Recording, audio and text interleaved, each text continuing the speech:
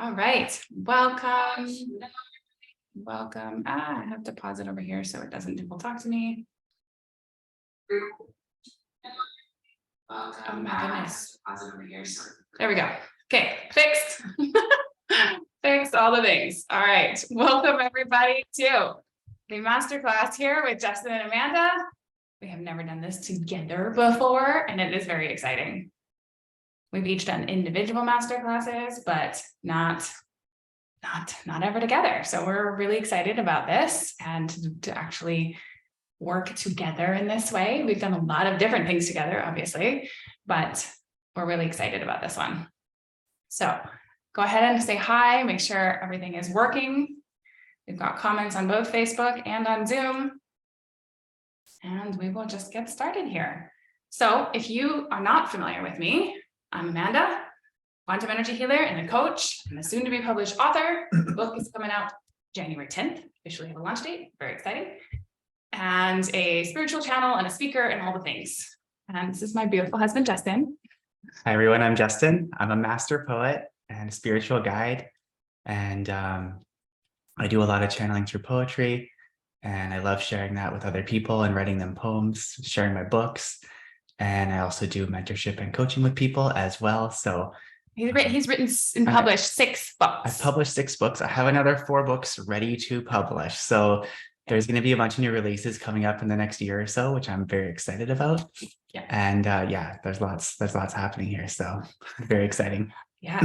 Awesome. So welcome everybody to the truth about twin flames. It's so fun. We wanted to bring this whole conversation to you guys because, you know, there's so much out there about this topic. There really is so much out there. We actually Googled it because we actually had different definitions between us when we first started having this conversation because there's this belief, right? That what was your definition here? We'll start there. When I was younger, and like on the spiritual journey, there was so much of this like romanticism about twin flames and how it was like your ultimate soulmate, ultimate true love. Like you meet your twin flame and you'll be happy for the rest of your lives and, you know, having those magical, you know, life together. And that was kind of my original view of it when I had first learned about it. And so I would always ask in the universe, like, oh, can you bring me my twin flame? And I manifest a twin flame relationship and have like that deep, super love connection. That's what I always that's how I always interpreted it. Yeah. Well, and the version I had was that this idea that it was actually 2 parts of the same soul, where this twin idea comes from, right? Where it's like you're missing a piece of yourself essentially, and that's why there's this yearning and calling, and that the twin flame, in a sense, would complete you, right? That's the conversation. And when I Googled it, there was that version of the definition, and very much this magneticism to this person because of that sharing of the same soul. And yes, you're complete individually, but there's more essentially when you come together. And I'm curious what you guys have, what your definitions are, because there's a lot out there. There's a lot of conversation about it being very distorted, and we'll get into that. But I'm curious what your beliefs are about what this whole romanticized twin flame thing is, because I find it interesting that we even have different definitions between us in general, because like, right, everything has a different perception and interpretation depending on where you are. And also I think what you want, right? Because your journey has been very different than mine when it comes to relationships. And I know for you, that was what you were looking for in a lot of ways, right? It's true. It's exactly what I was looking for. And so that's where my focus was. And yeah, and I guess yours was different. Like you had different experiences. So exactly. So do you want to share your story? Sure. Yeah, no. So what happened for me, you know, it was in my early 20s at the time, and I had met someone at work actually. And, you know, we had a lot of similar interests. Like we both worked at an outdoor gear store, and like she was really into a lot of the same activities as me. She liked to ski, she liked to hike, you know, go exploring in the mountains. And you know, I was really excited about that because I always thought, oh, you know, if I have someone who does the same activities as me, that's going to be perfect. That's going to be exactly what I need in a partner. And then we can just hang out all the time. You know, one of my strongest love languages is quality time. So getting to spend that quality time with other people was it's a huge thing for me. So I thought, because of that, we'd be spending less time together, and we did, and there's lots of other similarities. Like at the time I had a huge beard and really long hair, and she had these like massive dreadlocks, and we were both kind of like hippies. And I really I like that. I was sort of like living that lifestyle in a sense. And there was a lot of these similar pieces that I thought like, oh, this is the person. And I think the other piece about it that I wouldn't want to admit to myself then, but looking back now, is like I really, really wanted to be with someone. And with her, like she was, at the time, everything I thought I had wanted, like really pretty, really like the same things as me. And I thought that was all there really was. Like that was the depths of it. And there was a strong like magnetic connection between us. So I always thought like, oh yeah, this is the person I'm going to marry. This is true love. Like, and after about 6 months of being together, it kind of just went downhill, and it never recovered. And it, there was more fighting, there was more stuff between us. And when it ended, she was kind of saying things to me like, you should know what I want. And I'm like, well, I don't know what you want. And she's like, well, you should just know. And I'm not a mind reader. And I told her that. And I'm like, can you please like communicate with me and tell me? And like, I had a hard enough time expressing my own emotions back then, because I was very reserved, much more than I am now. And so there's a lot of like pieces to it, but I felt like, as that communication breakdown started happening, as we started spending less and less time together, and then eventually, we broke up, and, she started seeing someone else like shortly after, and it was absolutely devastating. And that's when I kind of got my realizations about what a twin flame actually was. And it took me years to like really figure that out, but um, it was the catalyst for my spiritual awakening. And I feel like for a lot of people, that is that's sort of the misconception I see. The biggest misconception I see is that I think they all think it's going to be this super magical, expansive, like we both are burning from the same flame, like we are one kind of experience. And maybe there are moments of that, but ultimately, usually it's more of a catalyst event to make you into the person you're meant to be, so that when you do find that right person, it's you can be you and they can be them, and you can come together. It's not so much a you complete me sort of feeling, which is much more where I was at the time. Was like I wanted someone to complete me. I felt like if they were there, I'd be complete with this other person, but I wasn't complete in myself. And I think that was the biggest misconception and biggest sort of challenge I had throughout the experience. So Yeah, no, exactly. Mirrors and triggers. Christy's saying exactly that. Mirrors and triggers, big time. Right. And so some people are saying from their perspective, there is like, it's more of a cycle of contracts. And sometimes they're good, they're short-term or long-term. And sometimes they bring things up, good and bad. Aneta saying she's never actually heard of the term until the beginning of 2020, when you started participating in spiritual groups. I only knew the term soulmates, so I was never attached to it. That's actually true for me. I didn't hear it before, but I wasn't a big part of the spiritual communities until 2020 either. Lori on the other side is saying karmic contracts, no beginning, no end. So similar ideas, right? Similar, this contract to come together to mirror and trigger in various ways. I know it doesn't sound like a whole lot of people here are doing that. This is the person that's going to complete me, which is great. We've got some evolution here, because the truth is we know nobody's going to complete us. That's not how this works. We have to be complete within ourselves. And I think that's kind of what your story was sharing, is you really believed that this person who is very similar to you in so many ways was the completion of you. exactly. And that's, my whole life, I would say, as far as back as I can remember, I never felt like I was fully complete. And I always looked to another person to do that until really only a few years ago, when I actually healed that within myself and was able to love myself fully and completely, and then actually learn that lesson. But for most of my life, I had a pretty codependent relationship on wanting to have partners, even though I didn't have that many partners and it didn't happen nearly as often as I had wanted it to. I still always had that feeling of like, I need somebody else to complete me. I'm not complete within myself. And if only I had an amazing partner, my life would be better. And if only this person was there, it was this constant sort of feeling. And it wasn't until I really, got hurt for like 1000th time that I was like, actually, I can love myself. And that's when I stepped more into me. And that's when I was able to do the work and shift and have a kind of relationship like we have now. Well, and how far back did you, like, can you even, when you were a young child, did you feel like you were missing that person even?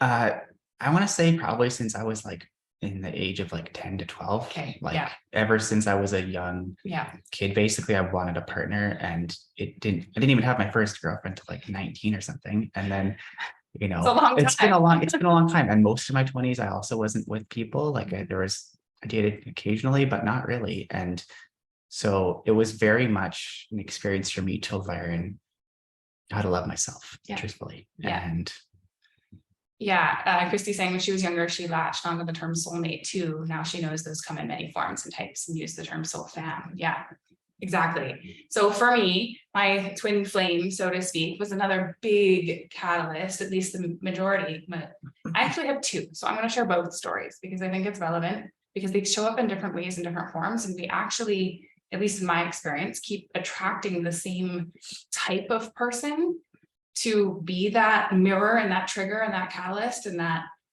twin, so to speak, until we change within self.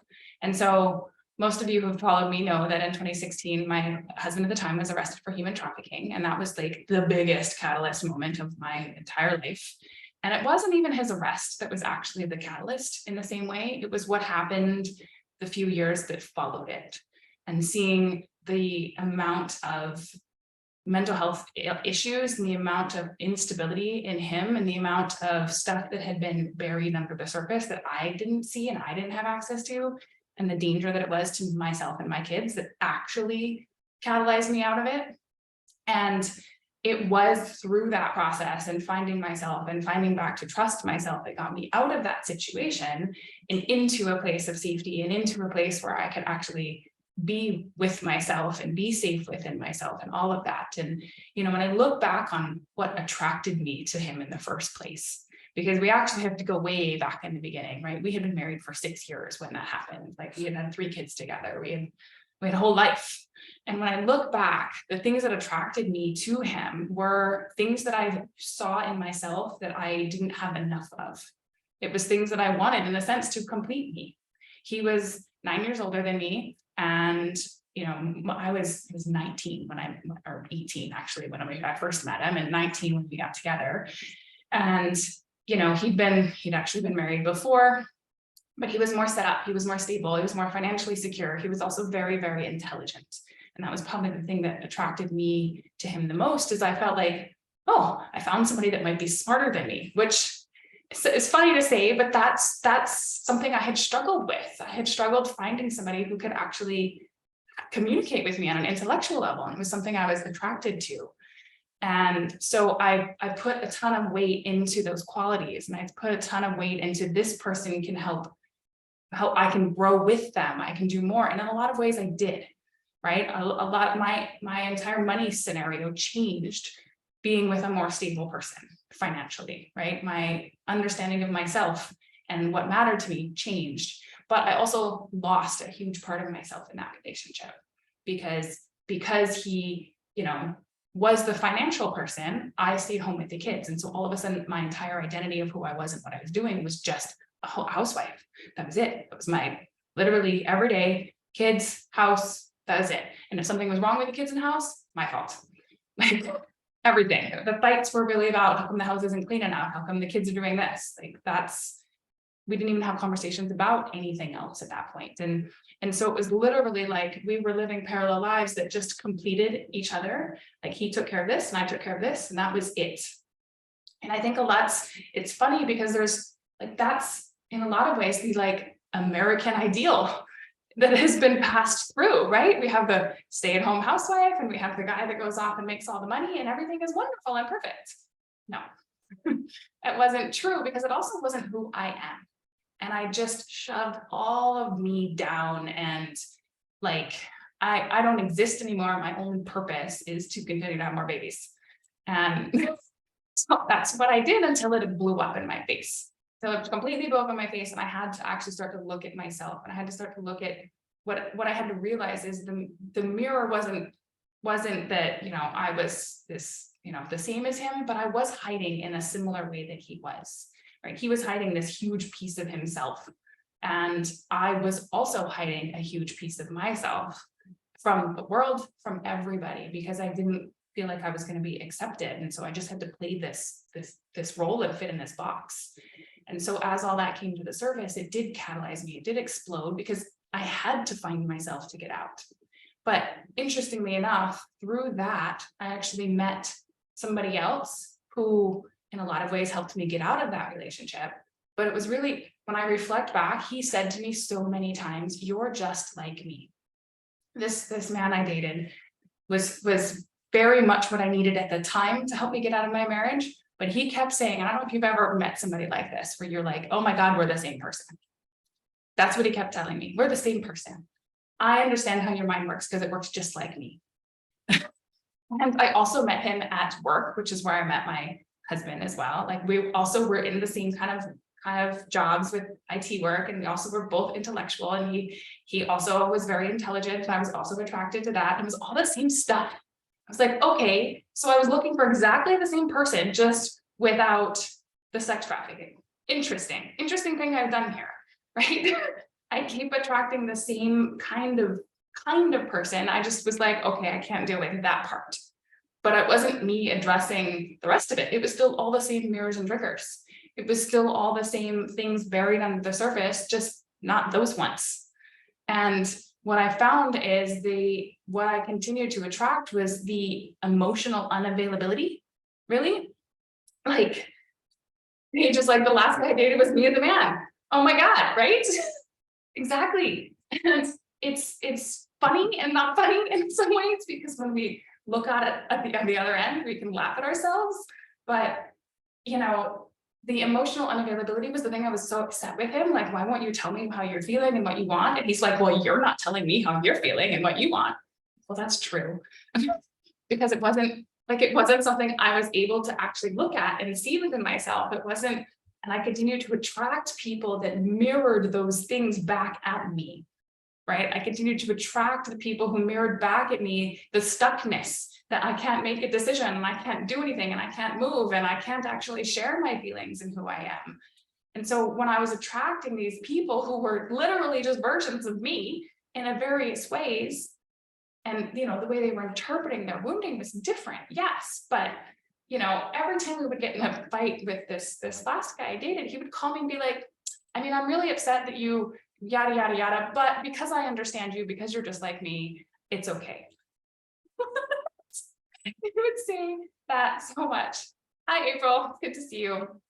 And so what I realized when I'm looking at these twin flame relationships, they are catalyst relationships, because they're like, the mirror is right here in front of you, right? The mirror is right here in front of you. Here are all of the things that you're not dealing with, and they're going to be the loudest they can be because they're in your romantic relationship. And I find that so many people, when they're chasing these twin flame relationships, they're actually chasing a version of self-healing, but they're just going about using other people to do it, in a sense. And we all do this. We all do this unconsciously without, we're doing the like attracts like. And we're doing the, okay, we've got shared interest, we think the same, we move the same, we have the same values. So clearly we're meant to be together, right? That's the belief. And, while that's beautiful and wonderful, it usually is also what ends up being exploding, right? We explode it because all of our stuff gets put in a pressure cooker together, right? Sarah says, twin flames feel like a grid and not necessarily being that we are in search of. So we're getting there, Sarah. I agree with you. There's obviously, every conversation is some version of belief system, right? Some version of belief system, but this one is so ingrained in some ways in society, like, that we need to find the person to come together and create this sameness together. And that we need the person who is just like us, because that's how we're gonna grow. And that's how we're, the person who's, if we're a go-getter, we need somebody who's just as go-getter, or they're going to slow us down, or whatever the version is for ourselves. I know I had that belief as well. Like I need somebody who's going to push me to be faster, and that's already a thing I am. Like, But I was the same way. I always felt when I was trying to attract this person, like they need to be just like me. They need to have all the same values as me. They need to like all the same things as me. Like it was, I don't know why it had to be so much the same as me, but I just thought I love me. So if they're the same as me, I'll love them too. Like, and it will just be great. And that was my thought. Right. Like we do that. And we even write manifestation lists, all of the things that we want, that are all of the things we like about ourselves.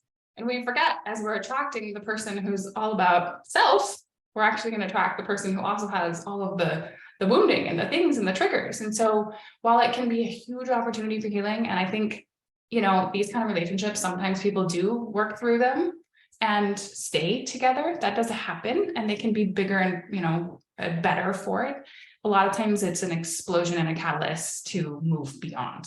And that was true in both scenarios. Obviously with my ex-husband, that one was a big one. With this other person, I was actually able to recognize, as I started to evolve, that I no longer was the same person as him anymore. Every time he would say, I understand you and you want the same things, I'd be like, but that's old Amanda. That's Amanda from a year ago. You were attracted to the same when before I had all of this new awareness and stepped into this new level of self. And so it was a different thing, because it wasn't like we were just going to explode and mirror each other anymore. I just kind of went, you're not my person. And I don't actually want to stay old Amanda attracted to these old ways of operating. I was ready to step into the next level of self. And then so I ended up just moving away, and he moved on, and it was easy. And I think that can happen in a lot of ways if we're able to recognize, like, this person was here for a period of time and then we moved beyond it. And so, you know, that's kind of brings us into the conversation we were going to have about, and I think it was Sarah or Annetta, somebody who talked about the soulmate conversation, because we look at twin flames and soulmates is actually different. They're actually different grids, and we talk about it in different ways. You look, her and Amanda's new choice. Me too. Thanks, Amanda. I appreciate that. Thank you. Yeah. Annetta says, I'm so similar to my husband as well in many ways, and it can be a roller coaster for sure, right? And so then there's this conversation about soulmates, and at least my belief and understanding of soulmates is really these people who come into our lives that are part of our soul family in a sense, right? How do you see soulmates? I look at soulmates honestly as all the people who I'm really close to, because I feel, and especially the ones who I've been really close to for a long time. And so for me, that's, you know, my best friends, my immediate like birth family, like all those people. Me and my family have a great relationship. Me and my best friends, you know, I've been friends with them for some of them for a few years, some of them for like 10 plus years. And I feel like they are soulmates because they're the kind of people who have seen my evolution and chosen to stay and seen me walk through things and helped me walk through things. Like when I was going through that dark night of the soul after that twin flame explosion, that was the first time in my life I really had to ask for help from other people, because I'm very independent. I don't like asking for help. And I had to ask for help because I had nothing left. I had nowhere else to go. And so I reached out to my friends, I reached out to my family, and like, for months, I talked to them about it, and they, you know, I could tell at times they were like, really, you're still on this? But they also supported me, and they gave me their perspective, and they helped me move through it. And they see where I'm at now. And like, they've always supported me. They've always been there. And there's that connection that you can just feel that's intangible, but it's there. And that's how I look at soulmates, is just the people who I'm close to, the people I'm drawn to. And, you know, some people, because a lot of people will come in, stay for a little bit, and then they kind of flutter away, and that's okay too. But I don't look at them as much as soulmates, maybe like kind of, I think Christy was talking about like soul contracts where they stay or leave for a short or for whatever amount of time maybe. And so I feel like there's definitely some parts to that there. But for me, the soulmates are the people who are there for like more of a long period of time and really part of the journey. So And part of the evolution, part of the right? evolution, exactly. Yeah, exactly.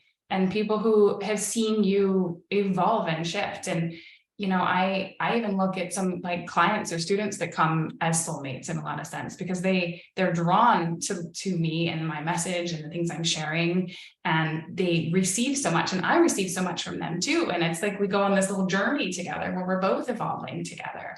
And I think, to me, anybody who evolves with you in some way or alongside you is more of that kind of soulmate, soul family kind of feeling. And they don't all last forever, no, But I think on some level, those meant to kind of walk through us, we walk through things with us, we find them. And whether we're born, as siblings with them, or, friends we've known for a long time, I actually don't have any childhood friends in my life anymore at all.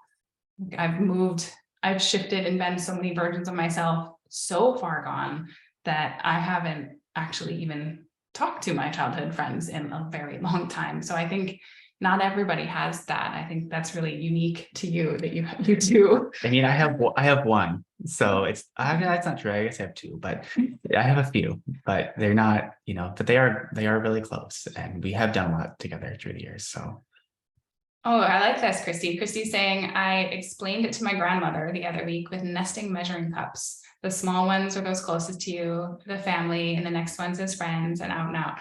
Interesting. I like it, right? And there's just all these people, and they have different amount of connection, so to speak, to you, and different amount of how close they are. And I feel like in some ways they move in and out sometimes, because truthfully, I feel closer to more friends than I do to some of my biological family at this time. And that's just where we are in the journey, because I'm on a different trajectory than some people in my family, and I love them the same, and I would support them the same, but I haven't even seen my sister in over a year right now. And that's, that's a story for another day, but there's other friends who I'm super close to, who I see regularly, and they feel more like sisters to me today than she does right now. And that's not to say that won't shift and change, but for now, that's where that one is at. And so, yeah, there's some, the soulmate conversation is bigger than just romance, I think, is the point we're trying to make here. It's bigger than just romance. It's bigger than, the one person. It's really the tribe of people that we attract. And I was saying, I thought soulmates were the other halves for a long time, until I discovered this isn't the case, and we can have many soulmates as our soul family, whether it's romantic or not. Actually, in the Polish language, soulmate translates as brotherly soul. Interesting. There's a lot under that one, but yeah. And I think a lot of times people looked at like the soulmates as kind of like the twin flame conversation, and then people recognize that we have more than one kind of soulmate, and that the people in our lives who are close to us are the soulmates. There are many different ones, and so then they focus on the twin flame, and they focus on the person, the other half, who is here to complete us, because that's the whole point, right? The masculine and feminine isn't complete without the other half. Like, that's the ingrained deep in society. And I obviously there's a whole lot there, and it's not, just that's the only way to have a relationship, but that's the belief buried in society. I mean, even the languages themselves are polarities of masculine and feminine. Like, there isn't a whole lot of gender neutral English out there that speaks to us very well. Like, it's deep in society that we must have our other half to be whole. And so I think where we want to go from here is actually recognize how we actually can evolve this, because this is the fun part.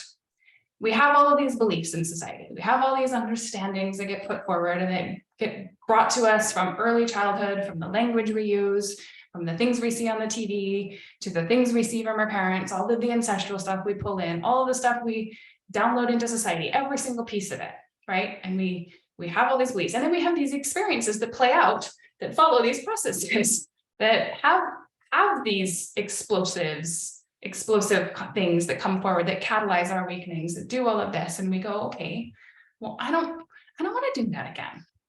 And I don't know about you, but I was pretty done. I was pretty done doing the same thing again. I was pretty done dating the same man, emotionally unavailable, hyper intelligent, emotionally unavailable, so stuck. I'm so tired of that person. Like, I learned a lot, I'm done. And I think you had another experience where you were dating somebody who you thought was just like you again. It's true.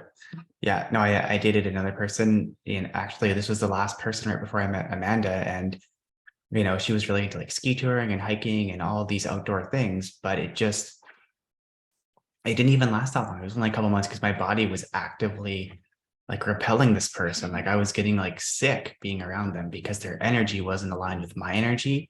And at the time I was learning all about that. And that's sort of when I started on like the energy healing journey, and I started learning about Reiki and other things. And I helped me to heal from that, was because, it wasn't in alignment, and my body knew, even though I was like trying to put the square peg in the round hole and like wanting it to work, but it wasn't working. And I had to listen to, in order to like release myself from that situation. Right. And so I think both of us separately, before we knew each other, got to the point where we were done. We were done repeating the same pattern, doing the same thing. Paige is making a good point here that people mistake soulmates for people who embody traits of someone we have been intimate with in this life or past lives. Right. Or in its versions of self too, right? We're looking for that version of self. Yes, Stacy, that is exactly a beautiful way to say that. A lot of people are choosing to date the people most likely to share the lesson they're trying to integrate at the moment. Exactly. That is perfectly worded. Thank you. We are actively looking for the person who will bright red neon sign. Here is your lesson. Are you ready? Are you ready? Let us make this very loud. And so it comes forward in these romantic relationships. And I knew for me that I was like, okay, universe, I've learned the lesson. I'm done attracting this person. I'm done being that person. I'm done with all of it. And you had the same thing. Yeah. And what can we do instead? Because I know for me, my default was, okay, I'm going to be alone. That was my initial reaction. I'm a full-time single mom with 3 kids. I'm just going to be by myself. And on some level, you made a similar decision where you were just like, I did. Well, I had gone on a date with this one person I'd met like the summer before I met Amanda. And, I was really excited because she was a climber. She was into hiking. Like, I just, for some reason, assumed that everyone that likes to do outdoor activities was the perfect person. But we went on like a 4-day backpacking trip on the Skyline Trail in Jasper. And it's one of the most iconic, like, Canadian Rockies hikes you could ever do. And I was so miserable the whole time because she wouldn't connect with me. And she didn't want to hike with me. Like, I mostly hiked it on my own, even though we were like kind of doing it together. It was really weird. Like, I've never experienced that. And, she was very capable. So I wasn't worried about her. And so am I. So it was fine. But like, she wouldn't even share her bug spray with me. Like, it was kind of weird. And the bug spray when it was like when there was swarming mosquitoes. Exactly. So I was just like, whatever. But after that experience, I was like, I'm kind of done with this. Like, I'm done, messing with people who are that like disconnected. But that was also the realization, like Stacey was saying, where you're trying to integrate the lesson. That's when I realized what I'm actually looking for in a partnership is connection. And it never really clicked for me until after that. And I was like, I need to find someone who I can really connect with. And before me and Amanda met, I was like, back then I was watching all these YouTube tarot reading videos and like meditating, and I was getting all these messages like telepathically before I even met her. Someone was coming in and it was going to happen, and it was going to be a life-changing partnership and all of these things. And then, we met. So well, and so for me, I had just decided I was going to be a full-time single mom of 3. The best I could hope for was somebody who was going to be nice to me and my kids. I had this idea that, what was I going to do? Date and meet at the playground? Like, the kids were homeschooled even. There was nothing, like, it made no sense to me. And so I was just going to live my best life. I was going to work on myself. I was going to focus on what I needed. I was going to focus on what the kids needed. And the thing that I was chasing, we had this conversation with Bianca, if you guys didn't watch that live, but what I was actually chasing was home. Because I knew I also wanted to leave the area that I was in, and I was ready to start over with me and the kids and do something new. I wanted to get out of the area that we were in with all of the old stuff. That place didn't have anything more for me, and I knew that. And so it was, where were we going to land, and what was home going to be? What was that going to feel like? And that's what I focused on. What was home? And I knew that home was within myself, but I also wanted the physical manifestation of it, right? I wanted to actually experience what that was and where that was rooted here on the planet. And I did a ton of work around calling in my home. And the calling in my home was the big piece here for me, because what I learned is home is not a place. Home is not a place. Home is a feeling. Home is inside of ourselves. And what we're often actually desiring is the person who also feels like home to us. the person who feels safe and secure and stable and expansive, that home, that's what we're searching for. And so, you know, when Justin and I met, it wasn't this exploding like butterflies feeling. It was easy, it was safe, it was just this knowing of connection on a new level. Totally. And I remember, the first day I had actually met Amanda in person, she had shared her whole story with, her ex and the kids and all that stuff. And then that morning she had mentioned that her house in Oregon, like her mortgage blew up and she had nowhere to go. And she was like leaving in a couple of days on the plane to go back and live in an Airbnb for it. And she's got to extend it for another week because she has no house. And I feel like, without maybe consciously knowing at the time, we were writing a new timeline with us together. And I woke up the morning, I met Justin for the very first time, and everything that I had planned for my life exploded. Like just poof, sorry, you can't buy that house. Psych. The universe was like, oh, you guys met. Okay, it's time to do something different. And it was terrifying because, I had 3 kids, 4-bedroom house worth of stuff and pets and all the things. But at some level, I knew that it was going to be okay. I knew that there was a reason. And Roxy, my friend at the time, was in our room because we were meeting the very first time in person. We were at this workshop together. And she's like, well, it's because you knew you weren't supposed to be there. Like, we knew that. And I looked over at Justin. We had literally met and had just, I don't know, a few hours of conversation in person. And I said, well, if I move, are you going to move too? Just fell out of my mouth. And I don't even know where it came from. And he looks at me and he goes, yeah. Huh? I just barely met you. And I looked at my own and said, yes, I don't know what to do about that. I can see the look on her face. She was not expecting it. And to be honest, I wasn't expecting it either, but that's what happened. And here we are. So, and the amount of synchronicities that led up to us meeting and being connected in person made no sense either. There's so many things led up to that. And that whole time, the 4-day workshop that we went to where we met together, what I actually learned and what I took away from that workshop was actually all about connection. And it was connection, not just with somebody on a romantic level, but it was connection with so many different kinds of people, because I learned what it actually meant to be connected to somebody, why some people get repelled towards me and why some people can't even work on me or see me and what that looks like. I learned so much about connection that when I left that workshop, I remember calling Justin on Zoom and being in tears because I was like, oh my God, I've spent 34 years of my life without this type of connection. I didn't even know it existed. I didn't even know it was possible. What? How did I not understand that connection can be more than physical? Like what? How did I miss that? But I did. I spent so long chasing this ideal of a person so long, and then just saying, never mind, I'm just going to be hyper independent because that's the other thing I know, that I didn't recognize what could be possible through connection and what more we could access, not just about with self, but with somebody else. And I had also never cried in front of people before. And he's like, what is going on? Because, I was sitting there so just emotional about it. And that's not my default, right? I'm the emotionally unavailable attractor. And that's not what was happening.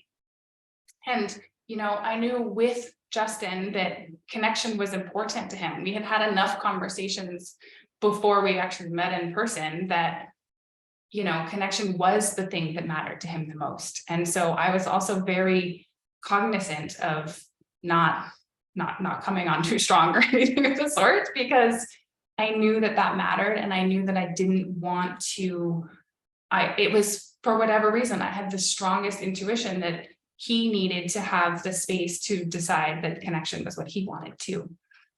It's true. And I've had a lot of people in the past who have wanted to connect with me. And I was like no, I can't. My body says no. And I would feel these things in my body, or I'd sense things. And I just knew that it was a no. And with Amanda, honestly, from the day I met her, I knew it was a yes, but I was, she's like super move at light speed. And I like to take my time a little bit more and really feel into it, because I don't want to, jump into something without feeling like it's the right thing. And, by the end of it, I knew it was the right thing. And, we started chatting after, like, it was hilarious because, she kind of sent me a message a few days after the workshop. She's like, we can talk like every day if you want. And I was like, oh, really? Like, I didn't want to, bother you. You got your kids, you got all your work stuff. Like, she seemed very busy. And then we started chatting on Zoom and stuff. And a lot of the times we would be chatting for like, it started out as a couple hours, but then we would be talking for like 5 hours a night. And I'd be going to bed at like 2 a.m, but feeling so energized and so awake. And for anybody who knows me, they go to bed at like 9 o'clock. Like I'm not a night owl kind of person, but the conversations were constantly so energizing for me. And that's how I knew there was another piece to this that wasn't just, that I didn't really know how to explain at the time, actually, because I felt this deeper connection and I was so energized by it instead of drained, which.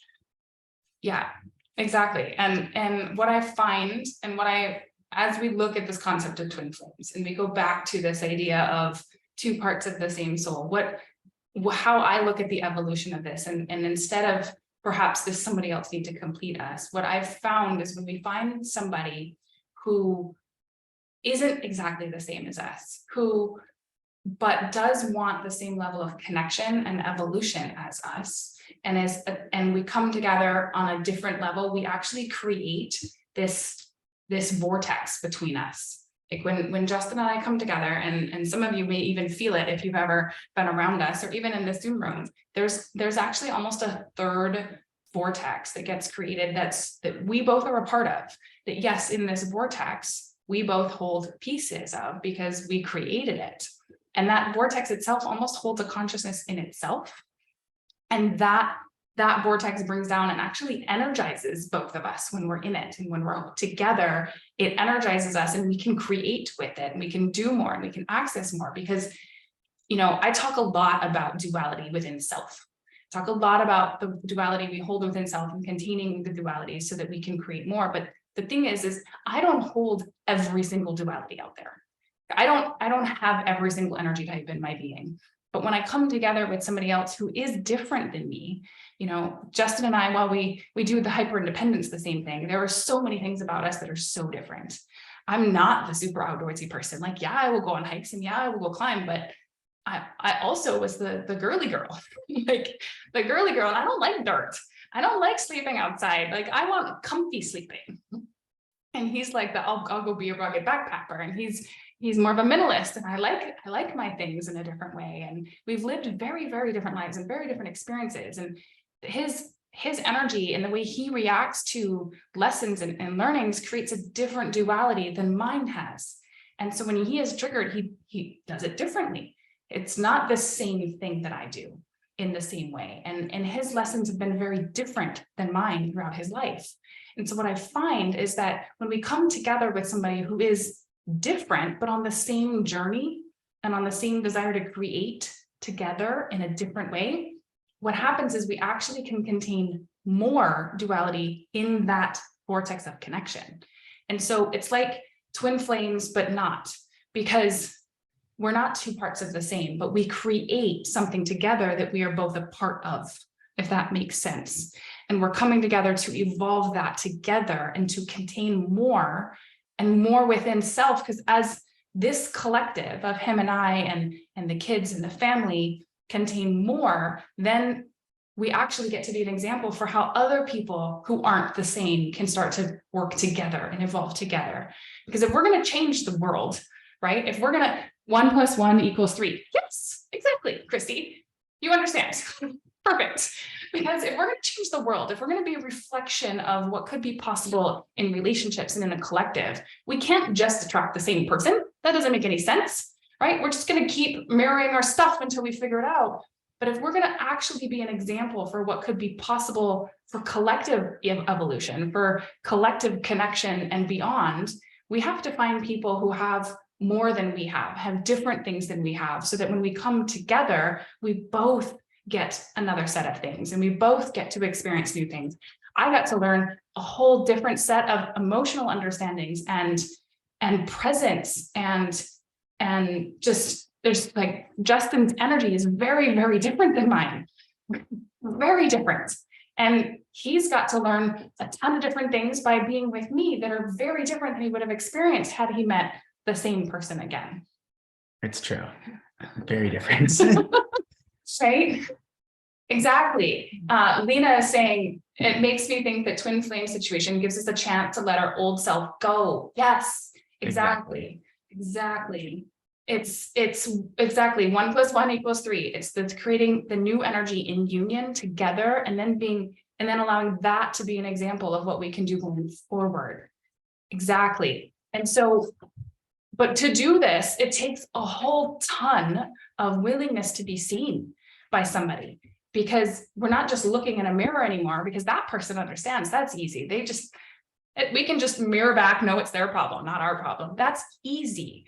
But if you want something that's evolved, you have to be willing to actually look at your shit and actually be vulnerable and you become transparent in a different way, because you kind of can't, you have to.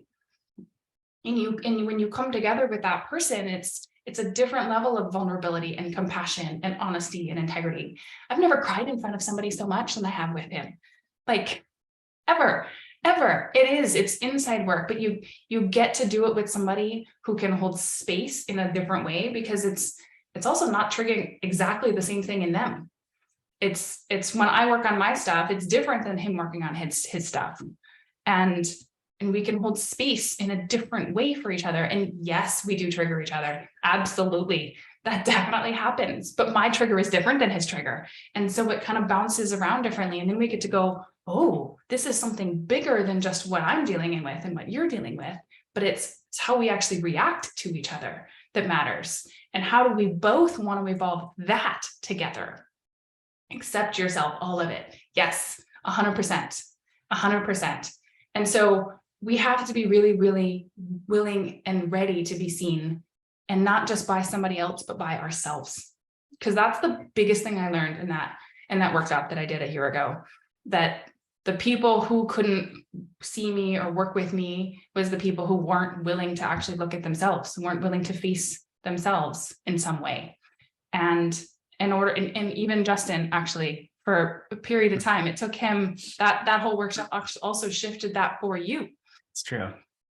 Yeah, one of the nights I remember, me and Amanda were doing some energy work on each other, and I couldn't get into her field, and I was like really upset, really frustrated. I'm like, I'm pretty good at this. Like, how can I not do this? Like, it was annoying. And then the next day during the class, I had this huge acceleration, this huge activation. And later on that night, we tried, and it worked. And I was able to get in, and because I was able to fully rise up and see all of me. I was then able to see her. Right. He had been rejecting a part of yourself in a sense, and not willing to step into all of you. And I was like, you're right here. And he wasn't ready yet until he was. And then it shifted things, and it made it easier in a different way, because he was meeting me as an equal instead of as somebody who was further along, or whatever story you had in your head at the time. I don't even know. Right. In twin situations, people running from each other, but they're running from themselves. Yes, exactly. And so when you're ready to actually be facing yourself and working on yourself, and now I'm not saying those relationships can't evolve. And I'm not saying if you're in a twin flame scenario and it's, that it's impossible to come out of it and you have to leave them or anything of the sort, because that's not how this works either, right? People can change. I'm not the same person I was even 6 months ago. and I'm sure as heck ain't the same person I was 5 years ago. And so as we step into this, what it is if you're willing to do the work with self, you're willing to shift yourself and actually look at the lessons that you've been avoiding and the things that you've been unwilling to see and step into, and the other person is also willing to do the same, that's when we actually get to step into this new type of connection. And so what we've done is we've created a program to help y'all do that, because it sounded like the fun thing to do, honestly. And, and so what we've actually done is we're calling it cosmic connections, because what we want to do is invite everybody who is ready to step into this level and who is ready to make these kind of connections and who is ready to actually feel connected in a way they maybe never have been before, and find that person or create that within the relationship they already have. What we've created is this is 6-week program. And the first week is all going to be about connection to self, because as we've been saying this whole time, most of these relationships are in some way reflection back to self. And so we have to be fully connected and in our bodies, in ourselves. And that's probably the deepest work that both of us did to actually even meet each other. 100%. That's the most important step. The most important step is the connection we have to self, and seeing self, owning self, all of those levels and pieces. And the second step, the second week, is going to be all about self-accountability. And this is a big one. This has actually been loud for me in the recently with other relationships and other conversations, is people who aren't self-accountable tend to, it's eventually the connection dwindles in a sense, because they're not willing to look at themselves in a different way. Like they might have been connected at one point, but they're not accountable to their journey. They're not accountable to the growth that they're desiring to make. And we have to be self-accountable. We have to be self-starters. We have to be willing to be like, it's not somebody else's problem necessarily to always deal with our stuff. It's not somebody else's problem to always receive our things. Exactly. Right? I mean, we absolutely need people to help hold space for us, 100%, but we don't, it's not up to them to deal with our stuff, right? So we have to be self-accountable. What does that look like? What does that mean? How do we become self-accountable if we're not already? And I also find that people are self-accountable in some areas and then not in others. And so we'll have that whole conversation. And then the next week, we'll talk about the duality of connection, because this is a big one. As I explore the dualities more and more, I find it's very interesting how so many people have this deep need and desire for connection, and it holds so much weight, but the way it comes about is so different for so many different people. Like the way that you showed up and looking for connection was so different than what I did, and what's so different than so many different people do. And it shows up in a way that actually makes us avoid the connection we desire the most, because we sit in the duality instead of the evolution of it. And so we want to look at each one of you guys and all of your dualities and what that looks like. For you were talking a little bit about like the codependency and how that was showing up. And that was big for you. It was big for me for most of my life. And it's something I noticed a lot of people have, even some of my friends now, still, I see it with them, where they have that need to be with somebody else. Like they can't be with themselves. They can't be on their own. And that's just not, in the long run, it's not going to be as healthy or as expansive as learning how to collapse that duality and evolve. Right. And I know for me, my need for connection also would show up as just hyper independence. That was my, okay, can't have that. I'll do it by myself. You're not going to do it right. I'll do it. Right. That's how a lot of that would show up. And I watch it in my kids. How many of us who are parents know that like the kids are pulling on us, wanting connection all the time, but they're doing it in ways that aren't always helpful. But they're mirroring for us all the ways that on some level we're not stepping into that next level of connection. And so when we want to look at how that shows up in our lives and our relationships, and then the next conversation we're going to have is all about the romance, the romantic connections, because that's the fun part, right? And how do we call in that person? Because I called in my home. You were actively trying to call in a person for years. So, but once you stepped into yourself, you actually were still calling in a person, but in a different way. It's true. Right. It's true. And it was actually at a time when I'm like, I'm kind of done with this. Like if it comes, it'll come, but I'm not like, I wasn't seeking it out nearly to the level I had been previously, because I was kind of frustrated that, for me, when I put a lot of effort into something and I try really hard and it doesn't work out, I just get frustrated and I'm like, is this really the right thing? And then I have to kind of take a step back, and I'm like, if it's meant to happen, it'll happen, but I'm not going to force it. Right. And so how do we call in our romantic connection, a romantic person that we're desiring? and do so in a way that's not going to bring all of those mirrors. Obviously, we have to deal with the lessons, but then how do we find that person, and how do we find that person that feels like home, that isn't the big trigger and the unsafe? How do we find that safe person, and how do we do so in a way that is aligned to ourselves? And so that's the next conversation. And then the one after that, on the 5th week, we're going to talk about the connection to the all. And this is something I think a lot of people really desire, is connection to beyond self, not just the romantic, but the universe and the quantum field and all of those pieces. Because the moment we step into the connection with self, we do start to realize how connected we are, how much a part of the expansiveness of the universe there is, and how do we connect? How do we access the data? How do we pull it down?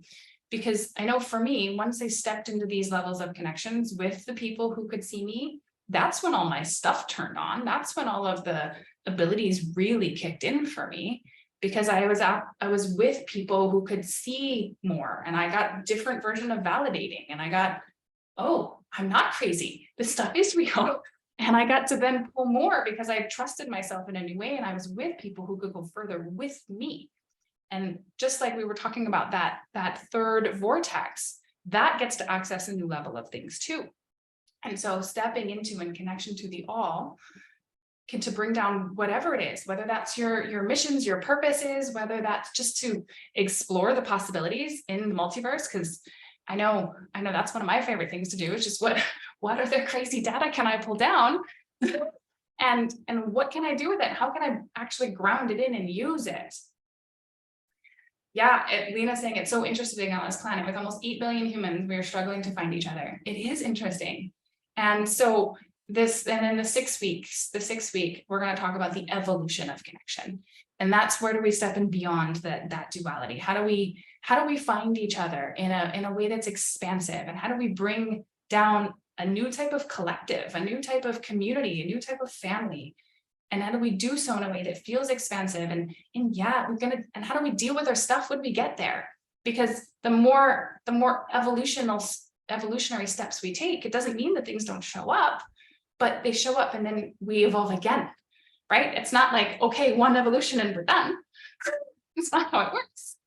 At least not in this world, right? We take another step and we bring things forward, and then we do it again. Something else comes forward and we see it and we go, okay, how do we want to address this? How do we want to come together in a way that's expansive for everybody? And so that's our 6-week program. If anybody has questions, definitely feel free to put them in the comments. Do you have anything you want to add about that? I would just add, for anyone who is currently in a relationship or partnership and you feel like it's not quite where you'd want it to be, and if you do decide to do the program, I would strongly encourage to bring your spouse, your partner on with you. Yes. Like we love, helping people, and I wanted as much as possible help, harmonize those relationships so that you guys can start evolving together. Because I think I've noticed a lot of people who want that feeling, or who feel like, they're super in the woo and the spiritual, and their husband or partner may not be. And it's like, it's certainly possible. So, well, and that's the thing. Like, a lot of times people are like, I want you to believe the same thing I believe in this way. I want you to come on this journey the same as me so that we can do this together. But we have to recognize that if we're not all the same person. And in a lot of ways, it's really just a difference in language and a difference in how we actually interpret things. And so it's not about making somebody wrong either. It's about saying, I want to build a deeper connection, and how can we do that? exactly. Right? Because I know I'm a super opinionated person and I like things my way. Absolutely. I get it. But I've had to learn that it's not always my way, and that's my way isn't always the right way. And my way have worked for me until it didn't, right? Until it didn't work for me. And sometimes things fall out of my mouth and I'm like, ooh, I didn't mean it like that. Oops. And I see it all over your face. I'm sorry. And I have to see that it's really about recognizing together what matters. I mean, even yesterday I triggered Justin because I said something about the plants, and he was very upset, and he was very, My feelings were hurt. I can't remember exactly what she said, but it's something about, they needed more attention. And I took that instantly as I wasn't doing a good job taking care of the plants and my feelings were hurt. And she always knows that I'm upset because it's impossible to hide it. I get all, you can just see it on my face. And finally she asked me like, what's going on? And I told her my feelings are hurt. And then we talked about it. And then 5 minutes later it was fine. And we just moved on with our day. Right. So, well, and what, instead of just dropping it, being like, well, that's not what I meant, whatever, it was like, well, I can help too. And the plants need more attention. So let's go do that together. It took half the time to do it together. And we both got to recognize like, okay, he took that personally. I didn't mean it personally, but at the same time, we got to talk about it. And it can be the smallest things that fester. It can be the teeniest things that just fester and be like, oh, she always thinks she's right. And she doesn't even hurts my feelings. And like, absolutely. But instead I will be able to see like, no, he's got feelings about that. I need to pause. I need to stop. I need to see him where he is. And I need to go, okay, what's the way forward that's actually going to help both of us here? Exactly. Yeah. Christy says that was a big learning for her partner and I, as they were both into this work, same but different, and both used to need to be right. Oh, I feel ya. Now we honor each other's views and usually realize, yes, it's a different terminology, right? It's a different terminology and it's a different level of understanding and experiences and perspective. And that's the beauty. If you're not looking for somebody to be the same as you and to complete you in the sameness that you are, you really get to open up to perspective in a different way. And you get to recognize that what's true for Justin isn't going to be true for me. And that doesn't make either of us wrong at all, right? Our businesses don't work the same way. The things that we do don't happen the same way. I talk way more than he does, and that's okay. He feels in a different way than I feel. And yet we both have versions of things that are valuable for everybody. And when we can come together and do both of them together, it's bigger and more. It's true. Exactly. So if anybody has questions about the program, I would be so excited I'm really excited to be launching this one because we're going to teach it together. Yeah, very exciting. So we're going to get both of our perspectives on all of these things, because the way that I've done things has also been different than the way that Justin has done things. That's true. The way Justin connects to himself is different than how I do it. And so depending on who you are and where you're at, you'll get both pieces, which I think is pretty cool. And then we also have an add-on that if anybody wants, you can have a joint, what do we call them? Cosmic connection sessions. Exactly. A cosmic connection session where we will get a session with both of us one-on-one to actually work on your individual things if you desire. So that's an add-on you can put on. And I think, is there anything else we need to add? I think that's good. Is that it? Hey. Thanks so much for coming, you guys. We really appreciate you being here and taking your time. Absolutely. Thank you for hanging out with us today. And I will put this in the group as well. And if anybody has any questions, you can message me, you can message Justin. We're here. So I will see you guys all later. Adios.